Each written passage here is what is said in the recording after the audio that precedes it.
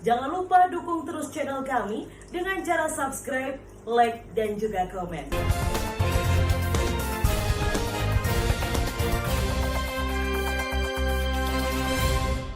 Ya tiba-tiba dibawa orang, entah siapa saya tidak tahu, Dibawanya waktu di mana itu?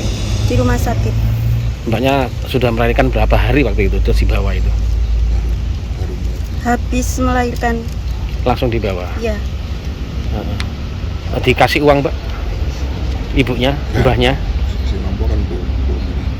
Mbahnya saya dikasih. nggak tahu yang dikasih. Mbahnya Ya dikasih berapa itu?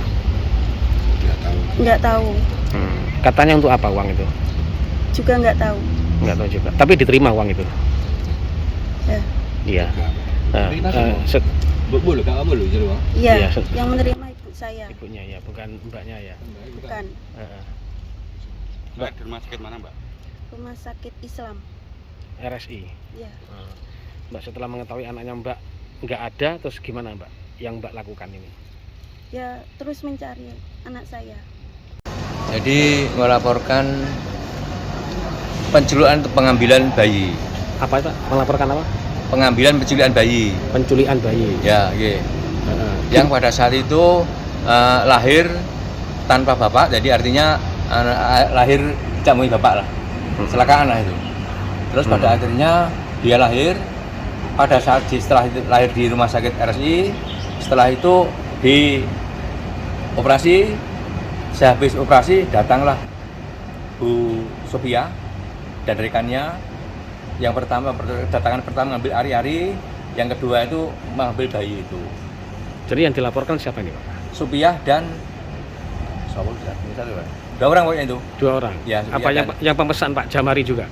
Pak Jamar itu yang ngadopsi itu menurut versi dia. Yang mesan bayi itu? Yang pesan bayi ya Jamari itu, tapi yang mengambil dua orang itu tadi, Sophia dan temannya. Berarti saat ini Pak Jamari belum dilaporkan? Belum.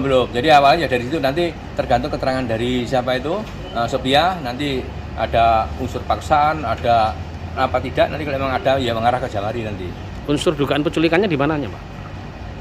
Kan ibunya korban, ibunya bayi kan sama sekali gak rela diserahkan itu.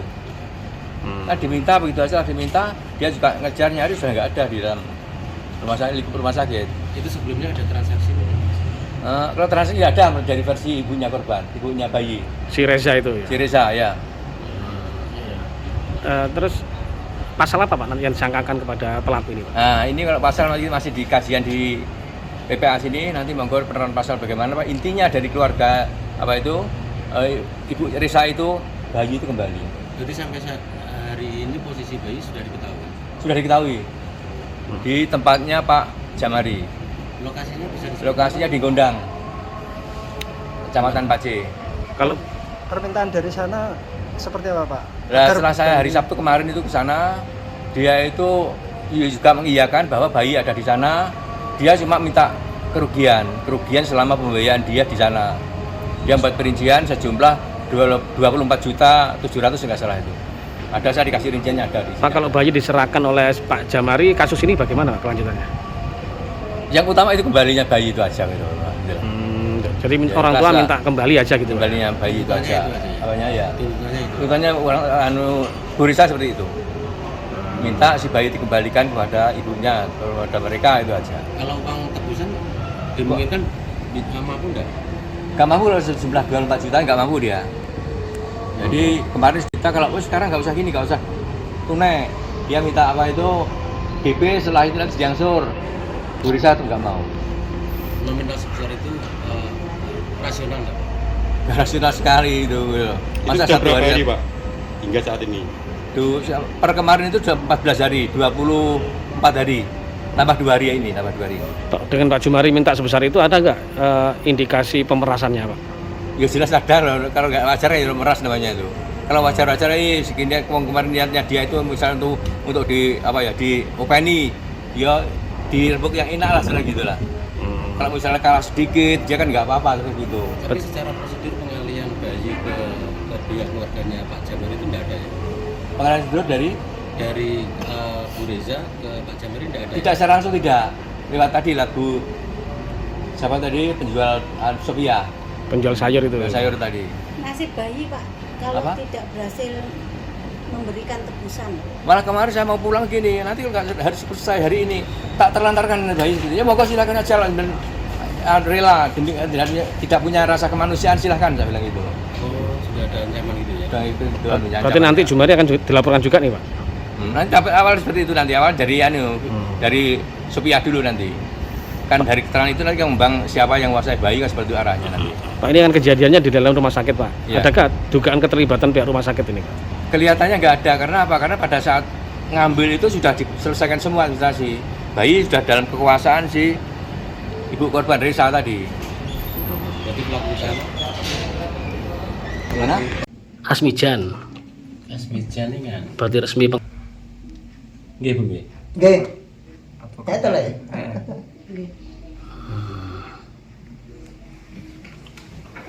Bu, saya tanya apa yang jenengan tahu saja ya. Nanti Pak Asmijan soal hukumnya, baiknya itu gimana? Dasare kula Nggih. nggih, dasare pertama siniku sinten Mbak Nur kali Alek. Mas Alek niku sudah lama ndak punya anak. Ya. Ya, dia baru punya anak, dia pun mau anak kecelakaan dia mau gitu. Untuk dirawat. Ya. Enggak apa-apa lah mak ngono enggak apa-apa ya mau nih. Ya, untuk dirawat. Niate mak ngoten, niate Niatnya. mak ya gitu. Terus kedua, karena itu ndak punya bapak, pengen kula niku nggih niku gadah masa depan yang lebih baik gitu. Nek dasare niku kula mboten ngelak ngono. Nggih, bila masa depan yang lebih baik. Wonten kan baik semua. Tak rangkul kabeh Mas, ngono lho maksud iki. Berarti niat Ibu niat tulus Bu ya, baik Bu ya. Iya. Demi Sebesar saja Mbak, enggak iki. Kula kon dhewe iki kula pengen benar sing gambar semerep to. Nggih ta? Kula nggih batas upah, Pak. Gedene 1000 cilik 500 kula mboten batas upah. Pak, terkait dugaan bayi itu dialih tangankan ke orang lain, bagaimana pendapat Bapak sebagai kuasa hukumnya Pak? Mohon izin, jadi berdasarkan keterangan dari klien kami, begitu pula tim kami, memang dia minta bantuan hukum di kantor kami. Dari awal memang betul-betul bahwa dia mengadopsi dari putranya yang Mbak siapa itu Mas? Reza. Mbak Reza. Artinya di situ memang diserahkan secara sukarela berdasarkan keterangan dari klien kami. Akhirnya dengan adanya kesepakatan secara lisan itu, akhirnya anak tersebut dipelihara sampai dengan sekarang. Diserahkan sukarela, bagaimana Pak ceritanya sampai terserahkannya itu Pak? Jadi berdasarkan keterangan dari klien kami bahwa mereka kan ceritanya kan mohon izin, mereka hamil waktu itu memang suaminya tidak bertanggung jawab. Nah, dengan tidak bertanggung jawabnya itu akhirnya ada tetangga yang mendengar menanyakan langsung ke mbahnya Mbak Reza itu. Nah, dia memang mengakui betul. Nah, kalau perlu kalau bisa carikan orang Mbak yang saksi siapa itu namanya. Itu untuk mencarikan orang bisa istilahnya mengadopsi. Akhirnya kebetulan ketemu keluarganya Pak Alek itu. Nah, akhirnya diketemukan, akhirnya terjadi kesepakatan secara lisan. Kesepakatannya bagaimana Pak? Kesepakatannya ya dari keluarga mereka melalui mbahnya yang saya tangkap itu ya informasi itu memang diserahkan kepada keluarganya Pak Alek. Yang diserahkan bayinya itu? Ya, bayi. Jadi bayinya diserahkan untuk diadopsi atau dipelihara karena mereka pertimbangannya pertama waktu itu memang posisi suaminya tidak bertanggung jawab. Nah, kedua kalinya mungkin dalam transisi itu mungkin terkait dengan biaya kehidupan anaknya ke depan. Jadi itu. Yang menyerahkan bayi itu mbahnya atau orang lain Pak? Kalau yang saya tangkap keterangannya itu yang menyerahkan mbahnya sama ada 2 saksi yang mendampingi itu. Diserahkan ke rumahnya siapa? Ya ke keluarganya Pak Alek. Langsung ke rumahnya Pak Alek sana. Kalau tekniknya saya memang tidak tahu mendetail itu mulai dari rumah sakit atau langsung ke rumahnya. Tapi beritanya itu dari mbahnya itu yang memang perwakilan dari keluarga yang menyerahkan.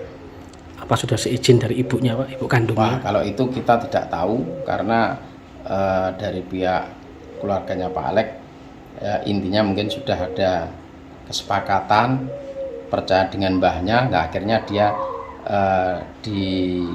disuruh Madospi, akhirnya mereka terima. Kalau itu Kesepakatan itu apa tertulis apa lisan Pak? kesepakatannya memang secara lisan, jadi tidak tertulis.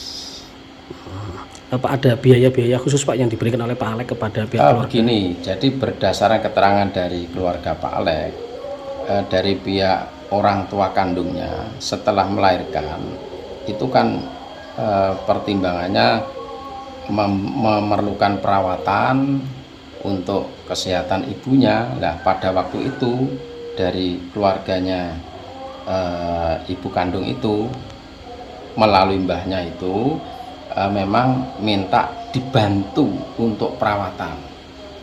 Akhirnya dari pihak keluarga Pak Alek juga tidak keberatan untuk membantu biaya perawatan tersebut. Berapa nilainya Pak? Kurang lebih informasinya 4 juta.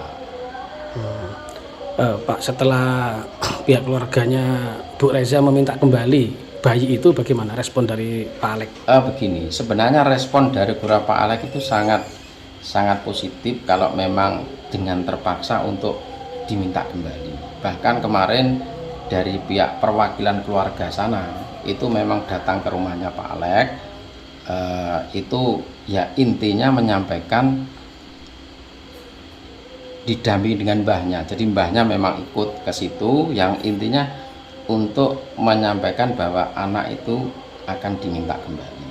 Nah, prinsipnya dari keluarga Pak Alek tidak keberatan, asalkan karena mulai diserahkan sampai dengan sekarang itu sudah banyak biaya-biaya yang dikeluarkan untuk perawatan anak tersebut, sehingga itu disampaikan dari pihak